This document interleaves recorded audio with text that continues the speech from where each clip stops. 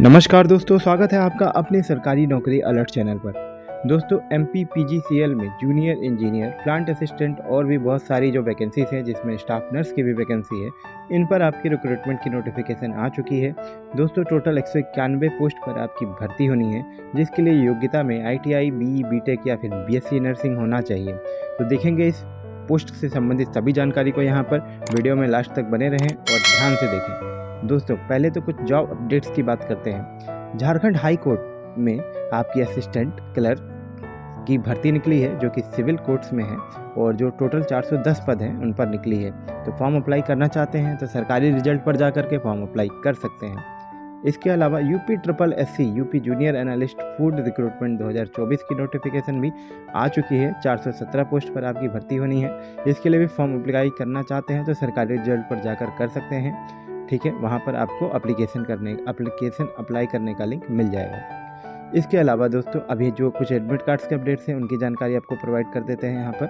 देखिए, पहले तो बीएड का जो एडमिशन होना है 2024-2026 बैच के लिए, उसका दोस्तों एग्ज़ाम डेट आ चुका है। एग्ज़ाम डेट यहाँ पर नहीं लिखा है, हमने गलती से भूल गए हैं शामिल करना, तो आप सरकारी रिजल्ट पर जा के चेक कर सकते हो। इसके अलावा यूपी ट्रिपल एससी 2018 रिक्रूटमेंट जो है, जिसमें ग्राम विकास, पंचायत अधिकारी और समाज कल्याण पर्यवेक्षक का जो एग्ज़ाम था, जो कि लीक हो गया था, उसका दोबारा से एग्ज़ाम अभी जनवरी में कराया गया था, जनवरी या फरवरी में कराया गया था। और उसका दोस्तों फाइनली डॉक्यूमेंट वेरिफिकेशन की डेट आ चुकी है, 29 अप्रैल रहने वाली है। तो अच्छे से अपना डॉक्यूमेंट वेरिफिकेशन कराएं। All the best. अब आ जाते हैं अपनी जॉब पर। देखिए, जागरण जो उसकी वेबसाइट है, एमपीपीजीसीएल जूनियर इंजीनियर रिक्रूटमेंट 2024 की रिक्रूटमेंट ड्राइव है। सारी की सारी जो वैकेंसीज हैं दोस्तों परमानेंट है, कोई भी कॉन्ट्रैक्ट बेस्ड वैकेंसी नहीं है।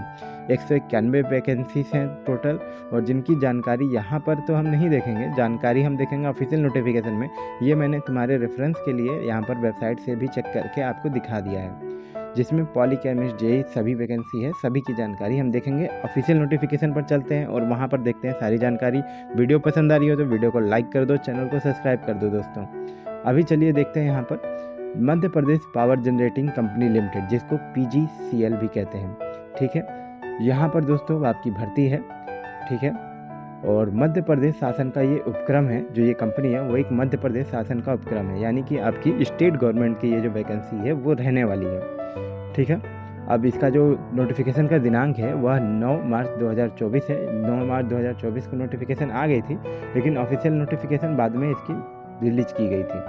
ठीक है, अभी यहाँ पर इसकी जानकारी देख लेते हैं। जो भी आपका Madhya Pradesh power generating company limited में पूर्ववर्ती मध्य प्रदेश राज्य विद्युत मंडल की उत्तरवर्ती कंपनी है और मध्य प्रदेश शासन के पूर्ण स्वामित्व का उपक्रम है, तथा प्रदेश में विद्युत उत्पादन के क्षेत्र में यह कंपनी कार्यरत है। अब यहाँ पर कैटेगरी वाइज आप देख पाएंगे, इसमें जैसे कि पॉली रसायनज्ञ, यानी कि जिसको पॉली केमिस्ट बोलते हैं, उसकी जहाँ पर देख सकते हैं पद कोड होगा आपका 01, और वैकेंसी जो है आपकी यहाँ पर नियमित होगी। ठीक है, यानी कि नियमित यानी कि परमानेंट प्रकार की वैकेंसी होगी आपकी। और श्रेणीवार देख सकते हैं, अनरिजर्व्ड कैटेगरी में 2 वैकेंसी है इसकी, और एससी में 1 है, एसटी में 0 वैकेंसी है, ओबीसी में 0 है, और ईडब्ल्यूएस में भी 0 वैकेंसी रहने वाली है। टोटल 3 वैकेंसी है आपकी पॉलीकेमिस्ट की। इसके अलावा कनिष्ठ अभियंता संयंत्र, यानी कि जिसको क्या कहते हैं, जूनियर इंजीनियर मैकेनिकल कहते हैं। ओके, यहाँ पर देख सकते हैं पॉलीकेमिस्ट इसको बोलते हैं, इसके बाद जूनियर इंजीनियर मैकेनिकल। ठीक है, इसकी वैकेंसी देखते हैं।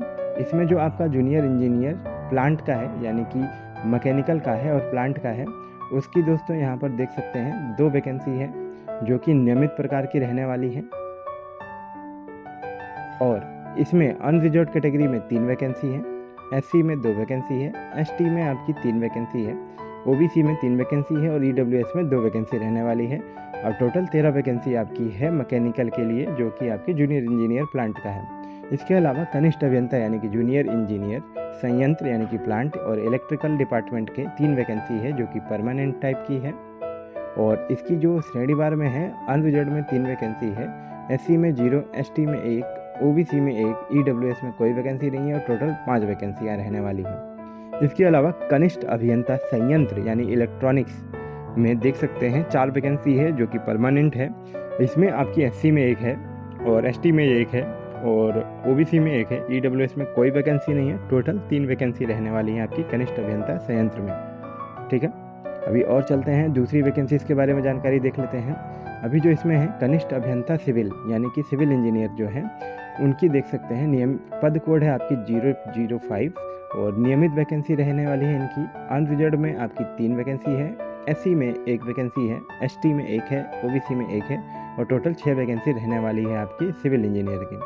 अब प्लांट असिस्टेंट की देख सकते हैं, संयंत्र सहायक मैकेनिकल यानी कि प्लांट असिस्टेंट मैकेनिकल की जो वैकेंसी है टोटल 139 वैकेंसी रहने वाली है। ठीक है, इसमें आप देख सकते हैं पद कोड आपका 006 हो जाएगा प्लांट असिस्टेंट मैकेनिकल का और इलेक्ट्रिकल का आपका पद कोड हो जाएगा 007। ठीक है, और इसके अलावा दोनों जो वैकेंसी हैं आपकी परमानेंट कैटेगरी की वैकेंसी हैं। देख सकते हैं मैकेनिकल के लिए अनरिजर्व में 19 और एससी में 20 और एसटी में 22 और ओबीसी में 13 और ईडब्ल्यूएस में 9 वैकेंसी रहने वाली है। टोटल 83 वैकेंसी आपकी प्लांट असिस्टेंट मैकेनिकल की हो जाएगी। इसके अलावा संयंत्र सहायक इलेक्ट्रिकल के लिए 7007 कोड हैगी, परमानेंट वैकेंसी है। अनरिजर्व में 12, 14 आपकी एससी में, 15 एसटी में, 9 आपके ओबीसी में, ईडब्ल्यूएस में 6 और 56 वैकेंसी इसमें रहने वाली है। अभी देख सकते हैं औषधि संयोजक यानी कि फार्मासिस्ट जिसको बोलते हैं, पद कोड आपका 008 हो जाएगा। परमानेंट टाइप की वैकेंसी है आपकी। अनरिजर्व में 3 वैकेंसी है, 1 वैकेंसी एससी में, 2 एसटी में, 1 आपकी ओबीसी में और 1 ईडब्ल्यूएस में रहने वाली है। टोटल 8 वैकेंसी आपकी हो गई। स्टाफ नर्स का देख सकते हैं, लास्ट में आपका एक जो बच गया फॉर्म वो आपका स्टाफ नर्स का बच गया। और औषधि संयोजक को मेडिकल केमिस्ट कोऑर्डिनेटर बोलते हैं दोस्तों। ठीक है, 9 वैकेंसी रहने वाली स्टाफ नर्स की, जिसमें 3 अनरिजर्व में, 5 आपके एससी में, 5 एसटी में, 1 ओबीसी में और 0 ईडब्ल्यूएस में रहने वाली। टोटल 14 वैकेंसी हो जाएंगी। तो आपकी टोटल 191 वैकेंसी पर ये जो भर्ती है ये आई हुई है। ठीक है दोस्तों, अभी यहाँ पर कुछ इंपॉर्टेंट जानकारी है जिसको यहाँ पर हम देख लेते हैं और जिसमें आपको बहुत काम की तो नहीं बस लेकिन अच्छी जानकारी यहाँ पर आपको मिल जाएंगी। ठीक है, पहले तो आपकी सीधी भर्ती है तो विस्तृत नियम एवं शर्तें यहाँ पर देख लेते हैं। देखिए, जो भी चयन प्रक्रिया होगी आपकी उसमें आपका पहले तो कंप्यूटर बेस्ड एग्जामिनेशन दिया जाएगा आपके फॉर्म फिलअप करने के बाद। ठीक है, और उसके बाद आपका जो चयन होगा इसी में प्राप्त जो अंक होंगे उसी के आधारित होगा। कंप्यूटर आधारित परीक्षा आपकी 100 अंकों की होगी जिसमें 1 अंक का बहुविकल्पीय होगा। ठीक है, और मेरिट पर इसी परीक्षा में प्राप्त अंक जो अंक होंगे उस पर मेरिट सूची आपकी तैयार की जाएगी और आवश्यकता अनुसार जो भी हैं बच्चे उनको डीवी के लिए बुलाया जाएगा। अब जब कंप्यूटर आधारित परीक्षा होगी वह मध्य प्रदेश राज्य के शहरों में ही आयोजित की जाएगी क्योंकि दोस्तों स्टेट गवर्नमेंट की जॉब है। और अगर आपकी मतलब जो भी आप सेंटर भरना चाहें वो एमपी के अंतर्गत जो सिटी होंगी उनको आप वरीयता दे सकते हैं और उसमें जो आपका केंद्र होगा उसके लिए जो जिम्मेदार संस्था होगी वो आपकी MPPGCL ही होगी। ठीक है, अब आवेदन शुल्क देख लेते हैं। यहाँ पर आपका जो अनरिजर्व कैटेगरी का आवेदन है 1200 रुपये, अदर स्टेट के कैंडिडेट्स का 1200 रुपये है।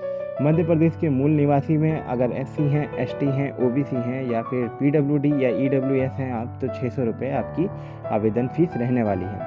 अब यहाँ पर आप देख सकते हैं आवेदन शुल्क केवल ऑनलाइन माध्यम से किया जाएगा जो कि नॉन रिफंडेबल होगा। Net banking, debit card, credit card, UPI के माध्यम से आप पेमेंट कर पाएंगे। इसके अलावा आप देख सकते हैं आपका कोई ऑफलाइन प्रकार का पेमेंट का कोई भी यहाँ पर ऑप्शन नहीं दिया गया है। ठीक है, अब यहाँ पर आप दूसरी जानकारी देख सकते हैं, किसी भी आवेदक द्वारा देखिए 1 से अधिक पद पर अगर आप आवेदन करते हैं तो आपकी जो उम्मीदवार को केवल नवीनतम पूर्ण आवेदन जो आप किए होंगे यानी कि जो नवीनतम आवेदन भरा होगा उसी के योग्य माना जाएगा। पिछला वाला जो आवेदन होगा वो कैंसिल कर दिया जाएगा। जो इसकी फॉर्म भर सकते हैं आप mppgcl.mp.gov.in पर जाकर कर सकते हैं, फॉर्म भर सकते हैं। इसका लिंक आपको डिस्क्रिप्शन बॉक्स में मिल जाएगा। साथ ही साथ ये जो नोटिफिकेशन है इसे डाउनलोड करना चाहते हैं तो इसका भी लिंक आपको नोटिफिकेशन बॉक्स डिस्क्रिप्शन बॉक्स में मिल जाएगा। ठीक है, और इसके अलावा यहाँ पर आप देख सकते हैं आपको अपनी पंजीकृत ईमेल आईडी और मोबाइल नंबर ही देना है क्योंकि उसी पर आपको सारी जानकारियाँ मिलेंगी। और दस्तावेज क्या क्या लगाना है, 10वीं की अंक सूची, मध्य प्रदेश का स्थायी निवास प्रमाण पत्र अगर आप मध्य प्रदेश के निवासी हैं तो, जाति प्रमाण पत्र लगेगा अगर आप वहाँ के मूल निवासी हैं तो। इसके अलावा आय एवं संपत्ति का प्रमाण पत्र लगेगा अगर आप ईडब्ल्यूएस कैटेगरी में फॉर्म आवेदन करते हैं तो। इसके अलावा दिव्यांगता प्रमाण पत्र लगेगा अगर आप मध्य प्रदेश के मूल निवासी हैं तो। इसके अलावा अगर आप एक अनुसार संबंधित पद हेतु निर्धारित शैक्षणिक योग्यता की अंक सूची प्रमाण पत्र यानी कि आपका जो भी ग्रेजुएशन या फिर इंटरमीडिएट का मार्कशीट है वो लगेगा और नवीन छायाचित्र आपका फ़ोटो लगेगा और हस्ताक्षर लगेगा। ठीक है, अभी इसमें आपका आवेदन करने की जो तिथि है दोस्तों वो देख लेते हैं। 2 अप्रैल 2024 आपकी तिथि रहने वाली है और लास्ट डेट आपकी रहने वाली है 30 अप्रैल 2024 रात को 12 बजे तक। ठीक है, तो अभी चलते हैं आगे की कुछ जानकारियाँ और देख लेते हैं। यहाँ पर आपकी सैलरी से संबंधित, सिलेबस से संबंधित, एग्जाम पैटर्न से संबंधित जो जानकारियाँ हैं वो वहाँ पर अभी हम नीचे चलकर देखते हैं। मिलेगा तो वहाँ पर हम आपको वो जानकारी प्रोवाइड करेंगे। ठीक है, अभी इससे पहले एलिजिबिलिटी डिटेल यहाँ पर देख लेते हैं। जो कि पॉलीकेमिस्ट है, पद कोड 001 है, इसका देख सकते हैं आप। इसकी जो आपकी शैक्षिक एलिजिबिलिटी रहने वाली है वो इस प्रकार है कि मान्यता प्राप्त जो विश्वविद्यालय है या फिर आपका कोई भी विद्यालय है या फिर महाविद्यालय है, वहाँ से आपको MSc रसायन में आपने PG किया होना चाहिए। ठीक है, और इसमें आप देख सकते हैं जो भी आपका अंक होगा PG में, अगर आप मूल निवासी हैं मध्य प्रदेश के, जिसमें OBC के, अनारक्षित और OBC के हैं, आप कैटेगरी से बिलोंग करते हैं, तो 65% आपको अंक लाने होंगे। पूर्ववर्ती मध्य प्रदेश राज्य विद्युत मंडल की उत्तरवर्ती कंपनियों में कार्यरत अगर आप कार्मिक हैं तो न्यूनतम 60% अंक आपको लाने होंगे। और इसके अलावा अगर आप मध्य प्रदेश के निवासी हैं जो कि SC ST आर्थिक रूप से कमजोर वर्ग और PWD कैटेगरी के अंतर्गत आते हैं तो 55% अंक आपको चाहिए होंगे आपके PG में। ठीक है, इसके अलावा जूनियर इंजीनियर मैकेनिकल के लिए पोस्ट कोड है आपका 002 और आपको इसकी एलिजिबिलिटी क्या होगी दोस्तों? आपकी एलिजिबिलिटी ये होगी कि आपके पास डिप्लोमा, BE, BTech अथवा AMIE की डिग्री होनी चाहिए मैकेनिकल इंजीनियरिंग में। और साथ ही साथ आपका जो पोस्ट ग्रेजुएशन है या फिर ग्रेजुएशन है उसमें जो अंक है वो सेम रहने वाले हैं। जैसा कि यहाँ देख सकते हैं, OBC और अनरिजर्व्ड में 65% अंक आपके चाहिए होंगे। अगर आप वहाँ के क्रमिक हैं मध्य प्रदेश पूर्वी विद्युत निगम के, तो उसमें 60% अंक आपके रहने वाले हैं। और SC ST EWS और PWD कैटेगरी के लिए 55% अंक रहने वाले हैं, जैसा कि पहले वाले भी वैकेंसी में आपको ये बताया गया था। इसके अलावा इलेक्ट्रिकल्स की देख सकते हैं, मैकेनिकल मतलब जूनियर इंजीनियर इलेक्ट्रिकल्स में आप देख सकते हैं आपका इलेक्ट्रिकल एवं इलेक्ट्रॉनिक्स इंजीनियरिंग में आपका जो मान्यता प्राप्त विश्वविद्यालय संस्थान है वहाँ से डिप्लोमा, BE, BTech या AMIE की डिग्री होनी चाहिए। और साथ ही जो पासिंग मार्क है वो अभी जो मैंने ऊपर बताया वो उतना ही रहना चाहिए। इसके अलावा इलेक्ट्रॉनिक्स में आपकी 004 कोड हो गया आपका। इसमें आपका electronics and instrumentation, electronics and telecommunication, electronics and communication, instrumentation एवं कंट्रोल इंजीनियरिंग में आपके पास डिप्लोमा, BE, BTech अथवा AMIE की डिग्री होनी चाहिए। और साथ ही साथ जो पासिंग आपका कट ऑफ है, पासिंग मेरिट, पासिंग मार्क्स है वो सेम रहेगा जैसे कि ऊपर वाले वैकेंसी में आपको बताया गया। अभी जो आपका सिविल इंजीनियर का है उसमें आप देख सकते हैं सिविल इंजीनियरिंग में आपके पास होना चाहिए डिप्लोमा, BE, BTech अथवा AMIE की डिग्री और पासिंग मार्क्स आपका सेम रहने वाला है जैसा कि आपको बताया जा चुका है। अब जो प्लांट असिस्टेंट है, ठीक है, उसका पद कोड है 006 और इसके लिए आपको क्या चाहिए दोस्तों? पहले तो आप हाई स्कूल पास हों और उसके साथ मशीनिस्ट या फिर फिटर या फिर वेल्डर या फिर HP वेल्डर, मैकेनिक पंप और मैकेनिक वाहन, motor mechanic, diesel mechanic trade में मध्य प्रदेश शासन या भारत द्वारा मतलब मान्यता प्राप्त किसी भी ITI उस कॉलेज से आपको ITI ट्रेड प्रमाण पत्र होना चाहिए। ठीक है, इसके साथ ही जो पासिंग मार्क होगा वो एग्जैक्ट सेम टू सेम होगा जैसा कि ऊपर आपको बताया जा चुका है। इसके अलावा प्लांट असिस्टेंट इलेक्ट्रिकल का कोड जो है 007 रहने वाला है और इसमें भी आपको क्या चाहिए? आपको हाई स्कूल में आप पास होने चाहिए तथा electrician, wireman, electronics, instrumentation trade में आपका मध्य प्रदेश या फिर भारत सरकार द्वारा मान्यता प्राप्त ITI विद्यालय से आपको इसमें ITI ट्रेड में प्रमाण पत्र चाहिए होगा। इसके अलावा अगर आपने नर्मदा नगर, शहडोल, रतलाम, रामपुरा स्थित सेंटर ऑफ एक्सीलेंस के अंतर्गत संशोधित औद्योगिक प्रशिक्षण संस्थानों से इलेक्ट्रिकल ट्रेड में 2 वर्षीय सर्टिफिकेट कोर्स किया हुआ है तो वो भी इस पद के लिए आवेदन करने के लिए आपका मान्यता प्राप्त होगा। ठीक है, तो अगर आपने ये भी किया हुआ है, सर्टिफिकेट लिया हुआ है यहाँ से, तो भी आप इस पद के लिए अप्लाई करने के योग्य हो जाएंगे।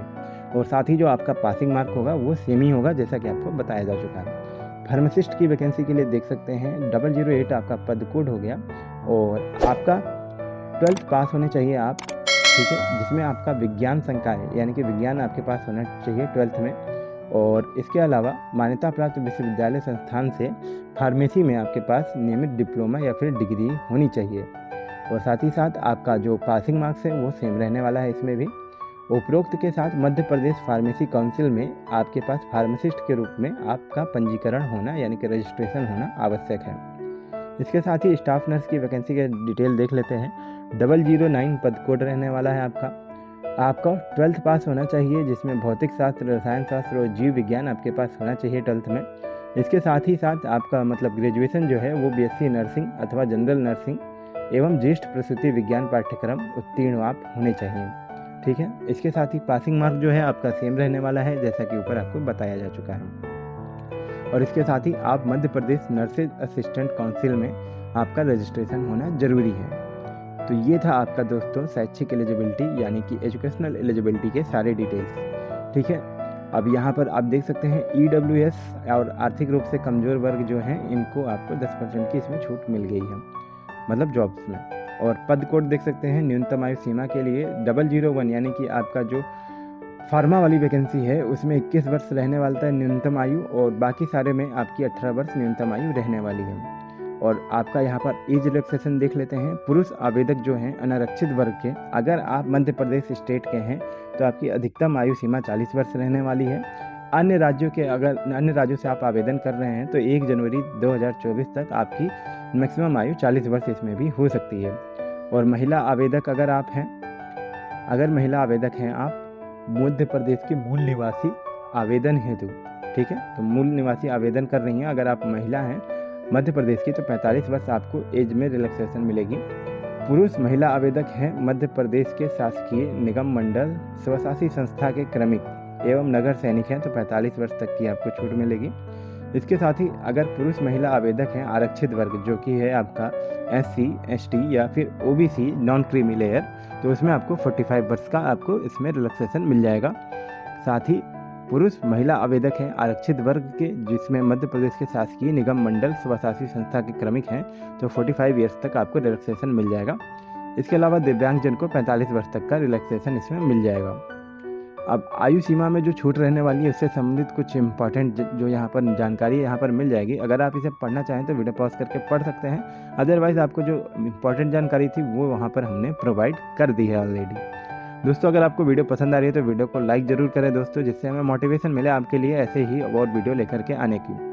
सामान्य शर्तें और सूचना यहाँ पर आप देख सकते हैं। उम्मीदवार भारत का नागरिक होना चाहिए आवेदन करने के लिए, और जो भी आपके पूर्व भर्ती नियम एवं शर्त हैं उनका आप यहाँ पर नोटिफिकेशन डाउनलोड करके देखना चाहें तो आप आराम से देख सकते हैं। इसके अलावा यहाँ पर आप देख सकते हैं जो भी आप आवेदन करें अपनी पंजीकृत ईमेल आईडी और मोबाइल नंबर का प्रयोग करें, जो कि अगले 1 साल तक सक्रिय होना जरूरी है जिनका, क्योंकि जो भी आपकी जानकारी आने वाली है वो उसी मोबाइल नंबर और ईमेल आईडी पर आने वाली है।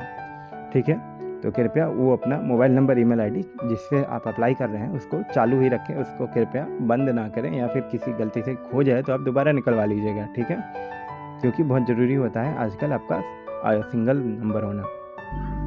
दोस्तों यहाँ पर आप देख सकते हैं बहुत ही महत्वपूर्ण जानकारी है आपके लिए। अगर आप मध्य प्रदेश के मूल निवासी हैं जो कि SC या फिर ST या फिर OBC वर्ग नॉन क्रीमी लेयर से बिलोंग करते हैं, या फिर PWD कैंडिडेट्स हैं आप जो कि मध्य प्रदेश के ही निवासी हैं, तो लिखित परीक्षा हेतु आमंत्रित किए जाने पर नियमानुसार उनके द्वारा तय की गई न्यूनतम दूरी का एक तरफ का द्वितीय श्रेणी का रेल या फिर वास्तविक बस का किराया टिकट प्रस्तुत करने पर आपको वापस कर दिया जाएगा। ठीक है, तो ध्यान दें आपको यात्रा का किराया वापस मिल सकता है। इसके लिए जो यात्रा व्यय का भुगतान होगा वो आपका केवल भुगतान द्वारा आपके बैंक में किया जाएगा, बैंक अकाउंट में किया जाएगा। अब इसका आगे का क्या प्रोसीजर रहने वाला है वो यहाँ पर नहीं दिया हुआ है, तो वो मैं आपको नहीं बता पाऊँगा। चयन प्रक्रिया आप देख सकते हैं ऑनलाइन आवेदन आमंत्रित किए जाएंगे। CBT आपका कंप्यूटर बेस्ड पेपर होगा और जो कि आपके मध्य प्रदेश के शहरों में ही होगा। कंप्यूटर आधारित परीक्षा 100 प्रश्नों का होगा, जिसमें 1 अंक बहुविकल्पीय होगा, 1 अंक का एक क्वेश्चन होगा, और 75 प्रश्न आपके संबंधित विषय पर आधारित होगा, और 25 प्रश्न आपका सामान्य ज्ञान, अभिरुचि तक और तार्किक योग्यता से संबंधित होगा। परीक्षा की अवधि 2 घंटे होगी और कोई भी गलत आंसर पर आपका नेगेटिव मार्किंग नहीं होगा, तो चाप के मार सकते हो आप, पूरी की पूरी क्वेश्चन आंसर सारा मार सकते हो। इसके अलावा यहाँ पर आप देख सकते हैं जो भी कंप्यूटर आधारित परीक्षा के आधार पर मेरिट की सूची तैयार की जाएगी, उससे लगभग 5-6 गुना आपके जो बच्चे हैं उनको बुलाया जाएगा दस्तावेज सत्यापन के लिए, ठीक है। और उसके लिए आपका ईमेल आईडी चालू होना ज़रूरी है, क्योंकि वहीं पे हो सके तो आपका डीवी के लिए जो भी आपका नोटिफिकेशन आएगा वहीं पर आएगा। अभी प्रशिक्षण संबंधित जानकारी यहाँ पर देख लेते हैं। पदवार प्रशिक्षण की अवधि यहाँ पर नीचे आपको तालिका में मिल जाएगी, जिसमें आपको वेतन वृद्धि में वो काउंट नहीं होगा। जो भी आपका ट्रेनिंग पीरियड होगा वो वेतन वृद्धि में काउंट नहीं होगा, और निर्धारित वेतन के न्यूनतम के बराबर आपको स्टाइपेंड मिलेगा जब तक आपका ट्रेनिंग पीरियड होगा, ठीक है। और इसमें आप देख सकते हैं आपका जो ट्रेनिंग पीरियड है वो इस प्रकार है, यानी कि पॉली जो केमिस्ट है उस वैकेंसी के साथ यहाँ पर देख सकते हैं पॉली केमिस्ट के लिए प्रशिक्षण अवधि 1 वर्ष की रहने वाली है। मैकेनिकल, इलेक्ट्रिकल और इलेक्ट्रॉनिक्स इंजीनियरिंग में जूनियर इंजीनियर के लिए 1 वर्ष व फिर कनिष्ठ अभियंता सिविल के लिए भी 1 वर्ष रहने वाली है। इसके अलावा प्लांट असिस्टेंट के लिए जो ट्रेनिंग पीरियड है 9 माह की रहने वाली है, और आपकी औषधि संयोजक फार्मासिस्ट के लिए कोई ट्रेनिंग नहीं है, और स्टाफ नर्स के लिए भी कोई ट्रेनिंग नहीं है, डायरेक्ट भर्ती है। यहाँ पर सैलरी देख सकते हैं आप। पॉली केमिस्ट की जो पद कोड है 001, वेतनमान आपका 56,100 से 1,70,500 रुपये रहने वाला है। न्यूनतम वेतन आपका 56,100 रुपया रहने वाला है। लेवल 12 की आपकी ये जो पे लेवल है वो है। इसके अलावा junior engineer mechanical, electrical, electronics की देख सकते हैं आपका जो टोटल पे आउट वेतन का न्यूनतम रहने वाला है 32,800 रुपये रहने वाला है, जिसका लेवल होगा आपका 8। इसके अलावा कनिष्ठ अभियंता आपका मैकेनिकल, प्लांट असिस्टेंट मैकेनिकल व इलेक्ट्रिकल की देख सकते हैं 25,300 रुपये न्यूनतम पे आउट रहने वाला है, जो कि लेवल 6 की आपका पे आउट होने वाला है। इसके अलावा फार्मासिस्ट की देख सकते हैं 19,500 बेसिक पे आउट होने वाला है, जो कि लेवल 4 का वेतन होगा आपका। स्टाफ नर्स का 009 आपका पद कोड हो गया 22,100 से 70,000 रुपये आपका वेतनमान होगा। 22,100 रुपये आपका न्यूनतम वेतनमान रहने वाला है, लेवल 5 की आपका ये वेतनमान हो गया दोस्तों। इसके अलावा आपका DA, HRA बहुत सारा जो है आपकी सैलरी में पर्क्स जोड़ करके आपकी सैलरी बढ़ जाएगी, तो आप इतना टेंशन मत लें कि 22,000 ही आपकी सैलरी रहेगी, ठीक है। और इसमें आपको NPS की सुविधा मिल जाएगी बाद में, जब आप उसमें 1 साल का ट्रेनिंग पीरियड पूरा कर लेंगे तो। अब यहाँ पर देख सकते हैं आपका जैसे ट्रेनिंग पीरियड पूरा हो जाता है तो फिर आपको उस पर रखा जाता है, जिसको क्या कहते हैं, कॉन्ट्रैक्ट तो नहीं बोलते दोस्तों, कुछ और बोलते हैं, मुझे याद नहीं आ रहा एग्जैक्टली। यहाँ पर आप देख सकते हैं एक पद कोड 1 के लिए 2 वर्ष की वो समय सीमा होगी, और बाकी सभी के लिए 3 वर्ष का समय सीमा होगा। वैसे ऐसा नहीं है कि आपका यह समय सीमा पूरा हो जाने के बाद आपका परफॉर्मेंस बहुत बेकार है तो आपको निकाल देते हैं, उसमें ऐसा कोई दिक्कत नहीं होता, वो रख लेते हैं और वो परमानेंट कर देते हैं वहाँ पर, ठीक है। अभी यहाँ पर आप कैटेगरी वाइज अगर आप आरक्षण देखना चाहते हैं, जो कि आपका भूतपूर्व सैनिक हैं या फिर अदर जो आरक्षण संबंधित जानकारी है वो देखना चाहें, तो यहाँ पर आप वीडियो को पॉज करके देख सकते हैं। ये कुछ खास नहीं लगा मुझे, इसलिए मैं इसको यहाँ पर जल्दी फॉरवर्ड कर दे रहा हूँ। तो दोस्तों अभी जो मेन आपकी जानकारियाँ थी वो हमने यहाँ पर कवर कर ली, और जो नोटिफिकेशन था फाइनली वो यहाँ पर ख़त्म भी हो चुका है। तो कैसा लगा दोस्तों वीडियो, आपको कमेंट बॉक्स में ज़रूर बताना। अगर हम कुछ इम्प्रूवमेंट कर सकते हैं तो वो भी आप हमें कमेंट बॉक्स में बताइएगा, जिससे हम उसमें इम्प्रूवमेंट कर सकें। इसके साथ ही दोस्तों आपको ऐसे ही 100% जेन्युइन सरकारी नौकरी से संबंधित अपडेट्स चाहिए तो चैनल को सब्सक्राइब जरूर करें दोस्तों, और वीडियो को लाइक भी कर दें यार, आपको क्या जाता है, कर दें। इसके साथ ही मिलते हैं आपसे नेक्स्ट वीडियो में, तब तक के लिए जय हिंद, जय भारत माता, लव यू ऑल।